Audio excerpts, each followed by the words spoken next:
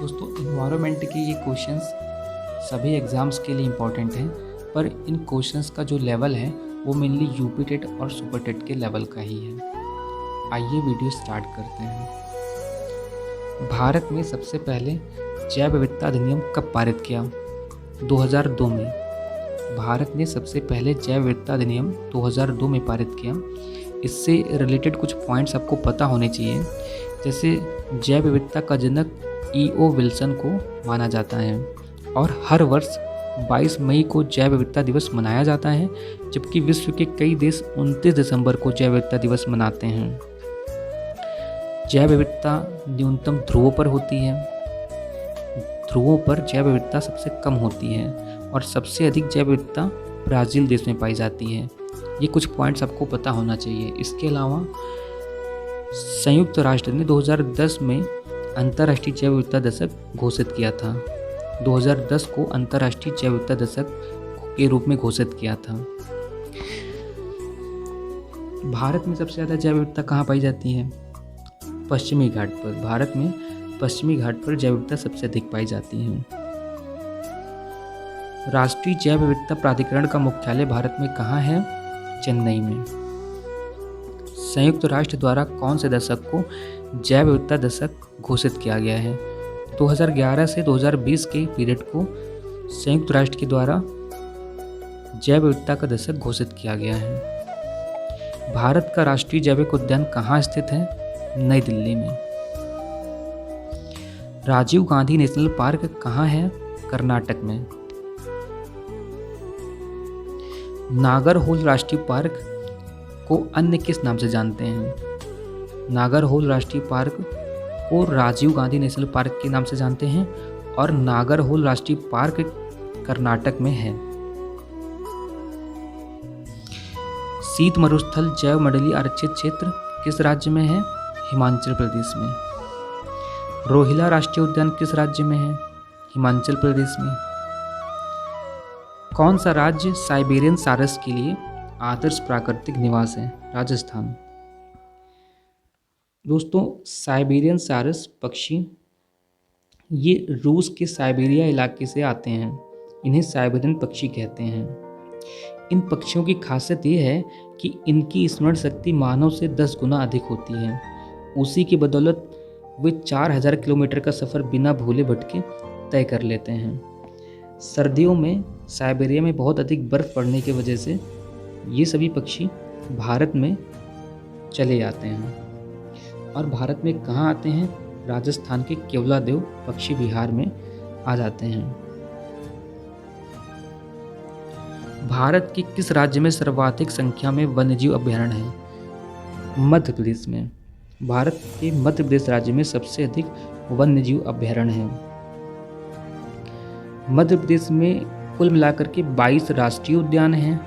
National park 12 हैं, जिसे राष्ट्रीय उद्यान हिंदी में बोलते हैं, और 24 वन्यजीव अभयारण्य हैं, यानी 24 वाइल्ड लाइफ सेंचुरी हैं और 3 बायोस्फीयर रिजर्व हैं। मध्य प्रदेश में 12 राष्ट्रीय उद्यान हैं, 24 वन्यजीव अभयारण्य हैं और 3 बायोस्फीयर रिजर्व हैं। अगर भारत की बात करें तो भारत में कुल मिलाकर के करंट टाइम में 104 राष्ट्रीय उद्यान हैं, 551 वन्यजीव अभयारण्य हैं। भारत का सबसे पुराना जो नेशनल पार्क है वो कार्बेट नेशनल पार्क है, जिम कार्बेट नेशनल पार्क है। ये जो है 1936 में उत्तराखंड में बनाया गया था। रेड डाटा बुक क्या है?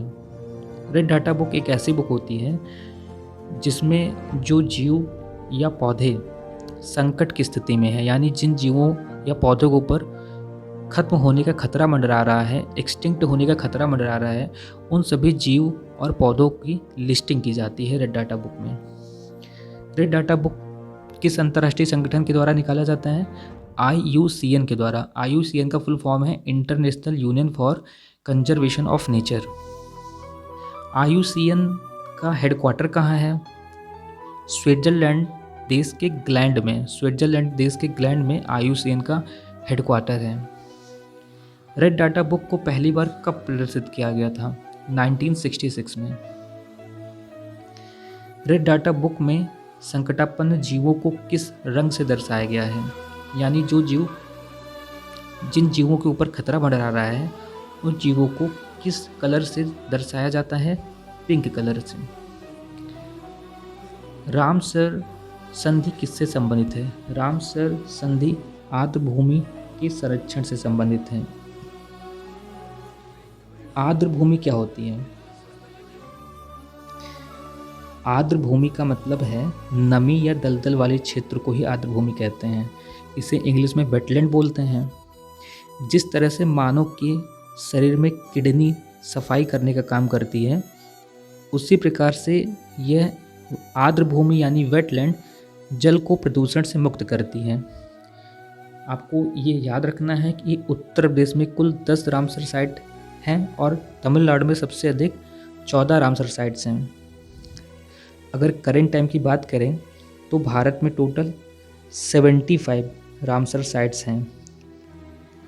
करेंट टाइम में भारत में कुल 75 रामसर साइट्स हैं और भारत की सबसे बड़ी रामसर साइट्स सुंदरबन वेटलैंड है। इसके अलावा आपको ये भी पता होना चाहिए कि भारत की पहली रामसर साइट चिल्का झील उड़ीसा में पड़ती है। ये भारत की पहली रामसर साइट है। भारत की पहली रामसर साइट चिल्का झील है जो कि उड़ीसा में है और केवलादेव राष्ट्रीय उद्यान राजस्थान में पड़ता है। ये भारत की शुरुआत की रामसर साइट्स हैं और 1981 में भारत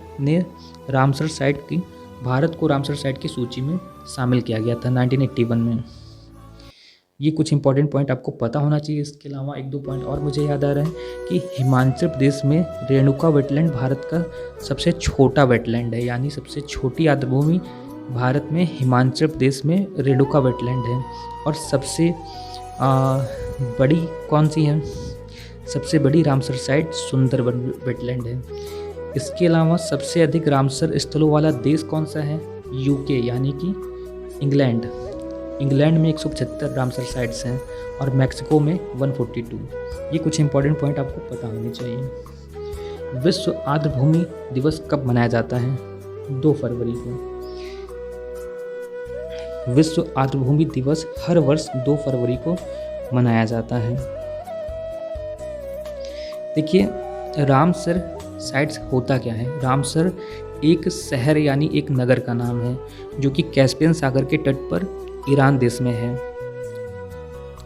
विश्व भर में हर 2 वर्षों के अंतराल पर 2 फरवरी 1971 में जो है आर्द्रभूमि का कॉन्फ्रेंस हुआ था, सम्मेलन हुआ था और उसमें जो है एक संधि पर हस्ताक्षर किया गया था। तो तभी से हर 2 वर्षों के अंतराल पर 2 फरवरी को जो है विश्व आर्द्रभूमि दिवस मनाया जाता है। और नमी या दलदल वाले क्षेत्र को ही आर्द्रभूमि यानी वेटलैंड कहते हैं। ये आपको पता है। चलिए नेक्स्ट पॉइंट। भारत में पर्यावरण संरक्षण अधिनियम कब पारित किया गया? 1986 में। जैव विविधता शब्द का सर्वप्रथम प्रयोग कब और किसने किया? वॉल्टर जी रोसेन ने 1986 में। विश्व जल दिवस कब मनाया जाता है? 22 मार्च को। विश्व पृथ्वी दिवस कब मनाया जाता है? 22 अप्रैल को। विश्व जैव विविधता संरक्षण दिवस कब मनाया जाता है? 22 मई को। विश्व पर्यावरण संरक्षण दिवस कब मनाया जाता है? 26 नवंबर को। दोस्तों, ये पॉइंट आप याद रखिएगा कि पर्यावरण दिवस तो 5 जून को मनाया जाता है, पर विश्व पर्यावरण संरक्षण दिवस हर वर्ष 26 नवंबर को मनाया जाता है। विश्व प्रवासी पक्षी दिवस कब मनाया जाता है? 8 मई को। विश्व वन्य प्राणी दिवस कब मनाया जाता है? 6 अक्टूबर को। भारत में विश्व की कितनी प्रतिशत जैव विविधता है? लगभग 7 से 8% भारत में विश्व की जैव विविधता है। अंतर्राष्ट्रीय टाइगर दिवस कब मनाया जाता है? 29 जुलाई को। राष्ट्रीय प्रवाल भित्ति अनुसंधान केंद्र कहाँ स्थित है? पोर्ट ब्लेयर में। इकोलॉजी शब्द का सबसे पहले प्रयोग किसने किया था? अर्नेस्ट हैकल ने। इकोसिस्टम शब्द का सर्वप्रथम प्रयोग किसने किया था? एजी टांसले ने।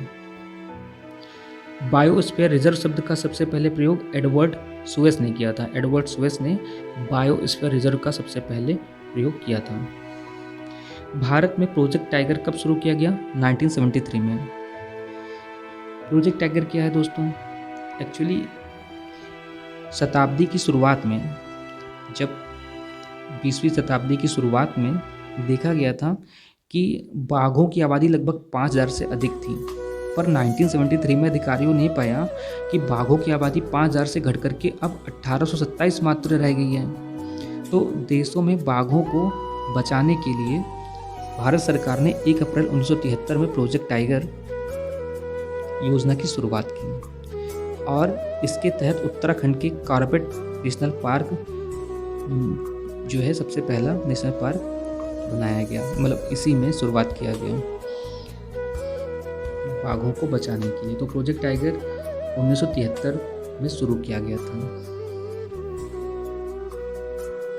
भारत का सर्वप्रथम राष्ट्रीय उद्यान कौन सा है? जिम कॉर्बेट राष्ट्रीय उद्यान उत्तराखंड में है। 1921 में यह स्थापित किया गया था। केरल में स्थित पेरियार अभयारण्य किस लिए प्रसिद्ध है? जंगली हाथियों के लिए। यूनेस्को द्वारा मैन एंड बायोस्फीयर प्रोग्राम क्या है?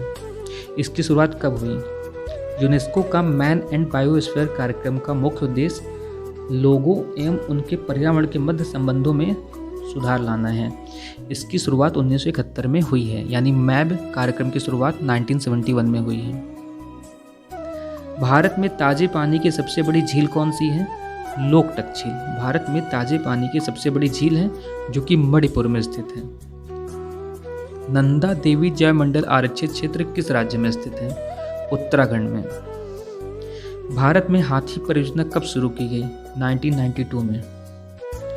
जंगली गधों का अभयारण्य भारत में कहाँ है? जंगली गधों का अभयारण्य गुजरात राज्य के कच्छ के रण में स्थित है। गुजरात के कच्छ के रण में स्थित है जंगली गधों का अभयारण्य। यह भारत का सबसे बड़ा अभयारण्य है। ये भारत का सबसे बड़ा वन्यजीव अभयारण्य है, जिसकी स्थापना 1972 में की गई थी। एक सींग वाला गैंडा भारत के किन राज्यों में पाया जाता है?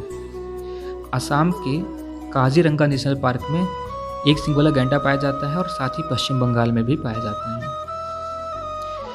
गिर के शेरों को रखे जाने हेतु किस राष्ट्रीय पार्क या अभयारण्य का चयन किया गया है? मध्य प्रदेश के श्योपुर जिले में पालपुर कुनो नामक वन्यजीव अभयारण्य का चयन किया गया है, एशियाई शेरों को पुनर्विष्ट स्थल के रूप में रखने के लिए। मरुस्थल राष्ट्रीय उद्यान किसके लिए प्रसिद्ध है? राजस्थान में। इनकम्प्लीट आंसर है ये। भारत में स्थित कौन सा नेशनल पार्क विश्व का एकमात्र फ्लोटिंग नेशनल पार्क है? यानी भारत में ऐसा कौन सा नेशनल पार्क है जो तैरने वाला नेशनल पार्क है? मणिपुर में स्थित है Keibul Lamjao national park. Keibul Lamjao national park विश्व का एकमात्र ऐसा नेशनल पार्क है जो कि तैरता हुआ नेशनल पार्क है, यानी फ्लोटिंग नेशनल पार्क है। विश्व पर्यावरण दिवस 5 जून को मनाया जाता है। ओजोन दिवस 16 सितंबर को मनाया जाता है।